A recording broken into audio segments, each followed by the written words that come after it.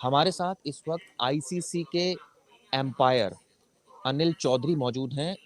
हम सबको पता है कि भारत और पाकिस्तान के बीच हमेशा से एक रसाकशी रहती है, मैच को लेकर सस्पेंस बरकरार रहता है, लेकिन फाइनली ये हुआ था कि अब पाकिस्तान की टीम T20 मैच खेल रही है। लेकिन अब जो उसमें सबसे बड़ा ट्विस्ट आया है, एक बॉलर पर सबकी नजर है और वो बॉलर है तारिक उस्मान।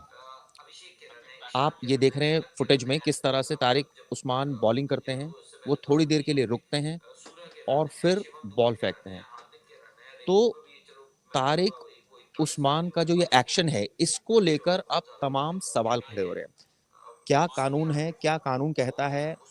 हमारे साथ अनिल चौधरी साहब मौजूद हैं। कैसे हैं चिराग जी? बिल्कुल मैं आपका बहुत बढ़िया हूँ सर। जी। ये बताइए कि ये जो तारिक उस्मान का जो एक्शन है, क्या कहना है सर? ये बिल्कुल सही है? क्योंकि हम मुझे याद है ना, बचपन में हम क्रिकेट जब खेलते थे, एक कहते थे भट्टा बॉल। तो क्या ये वो तो नहीं है? बिल्कुल, ये बहुत लोग पूछ रहे हैं और आपका सवाल है तो मैं जवाब देना पड़ेगा। देखिए, 3 चीजें हैं जो इसमें लोगों को आड़े आ रही हैं। पहली बात तो है कि कहीं जर्क तो नहीं करते। वो आईसीसी ने 2 बार क्लियर कर दिया, तो इनका जो बैंडनिंग और स्ट्रेटनिंग है, जो डिलीवरी स्विंग है, वो ठीक है, वो विद इन परमिसिबल लिमिट है। दूसरा है, जो भी साइड से आते हैं तो काफी लोगों को डाउट है कि रिटर्न क्रीज तो नहीं काट रहे, नो बॉल तो नहीं है। ये काट के तो आते हैं, लेकिन जब डिलीवरी करते हैं तो जो इनकी डिलीवरी साइड है वो अंदर ही है, तो वो भी कानून के हिसाब से ठीक है। और तीसरा है, जो साइड से हाथ लाते हैं, क्योंकि वो शोल्डर हाइट के ऊपर है, तो वो भी इशू नहीं है। जो सबसे बड़ा इशू है, जो सबको तंग कर रहा है, जो आपको भी तंग कर रहा है, वो है इनका पॉज। ये जो रुक के बॉल डालते हैं, ये बैट्समैन को देख के फिर डिलीवर करते हैं।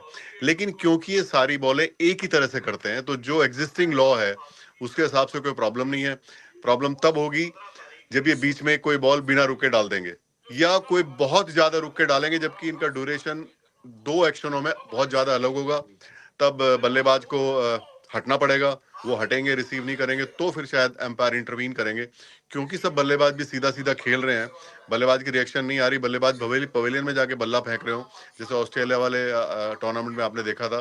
लेकिन वहां तो सभी खेल रहे हैं। तो मुझे लगता है अभी जो रूल है उसमें थोड़ा ग्रे एरिया, उसके हिसाब से बिल्कुल ठीक है। आप इनको, क्योंकि इनकी सारी बॉलें एक ही एक्शन से हैं। लेकिन अनिल सर, जिस तरह से एक्शन है, वो एक्शन तो थोड़ा अलग है। बात आपकी ठीक है कि उसमें पॉज ले रहे हैं, वो एक लिमिट तक पॉज लिया जा रहा है, लेकिन कहीं ना कहीं ये एक्शन तो देखने में नजर नहीं आता ना। ये बिल्कुल अनकन्वेंशनल है। हो क्या रहा है मॉडर्न क्रिकेट में, बैट्समैन भी इतनी सारी चीजें कर रहे हैं, रिवर्स स्वीप, तो अब बॉलर बचने का तरीका ढूंढ रहे हैं कि मैं क्या नया करूं। आपने पहले केदार जाधव को देखा होगा, वो साइड से डालते थे। सबसे पहले मलिंगा ने शुरू किया, लेकिन सब लीगल है। और आपने देखा होगा रियान पराग ने डाली इस तरह की बॉलें। लेकिन उनके में पॉज नहीं है। उनमें उनमें उनमें और इनमें फर्क क्या है कि पॉज करते हैं। जैसे पीछे डोमेस्टिक में बॉलर हमने देखा 360 शिवम शर्मा करके हैं, उन्होंने घूम के डाला, वो भी डिसेप्शन था। एक वीडियो आजकल बहुत आ रहा है रसल वाला, आपको ध्यान हो, रसल आ रहे हैं, फास्ट बॉलिंग करते हैं, बीच में रुक रहे हैं, फिर डाल रहे हैं, वो है डिसेप्शन। अब क्योंकि इनके सब एक्शन में पॉज है, तो रूटीन एक्शन हो गया। और आप उसको जो अभी कानून है बॉलिंग के, उसके हिसाब से वो लीगल है, वो फेयर डिलीवरी में गिना जाएगा। हाँ, लेकिन अगर ये रुकने का जो इनका सिलसिला है, इसको अगर ये कम ज्यादा करेंगे, बहुत ज्यादा, तब इनको प्रॉब्लम होने वाली है। लेकिन सर, अगर कानून की बात करूं तो क्या इस तरह की बॉल, जैसे आपने बोला कि कानूनन सही है, तो पॉज कितनी देर का होना चाहिए तब वो एक्सेप्टेबल है? ऐसा लॉ में कुछ डिफाइन है ही नहीं। हाँ, लेकिन ऐसा ना हो कि आप बिल्कुल रुक ही जाएं और बैट्समैन खड़ा रहे, फिर अंपायर इंटरवीन कर सकता है कि ये तो अनफेयर प्ले है, मैनिपुलेशन है। लेकिन वो स्टेज अभी नहीं आई है।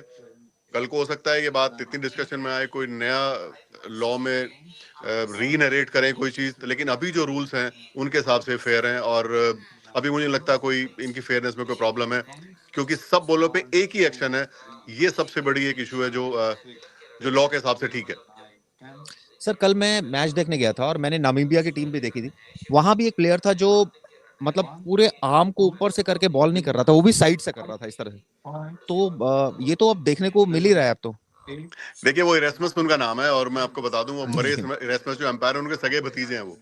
इनफैक्ट उनकी कल एक बॉल डेड बॉल कर दी रॉ टक्कर ने, जो कि ठीक ही थी, दिख गई थी, लेकिन एम्पायर को ऐसे लगेगा कि वो डिस्टर्ब हुआ है, एम्पायर खुद ही तैयार नहीं है, वो डेड बॉल कर सकते हैं। और फिर एक बॉल पे उन्होंने उसी तरह करके आउट भी कर दिया। जी, जी, जी। तो ये अब ये नई-नई चीज़ें आपको देखने पड़ेंगी, बहुत सारे हो सकता है कल को कुछ ऐसी गाइडलाइन डालनी पड़े, क्योंकि क्रिकेट ना बहुत जल्दी-जल्दी चेंज हो रहा है, खासकर टी20 में इतनी सारी चीज़ें हो रही हैं कि मुझे लगता है कि लॉ में अभी भी कुछ चीज़ें ऐसी हैं जो आपको कवर करनी पड़ेंगी आने वाले टाइम में। और ये सचमुच में बहुत चैलेंजिंग सिचुएशन है सबके लिए कि आप रूल के हिसाब से आप उनको अभी रोक नहीं सकते। जो आज आज की डेट में जो रूल हैं एमसीसी के, आईसीसी के जो गाइडलाइन है, उसके हिसाब से वो फेयर हैं।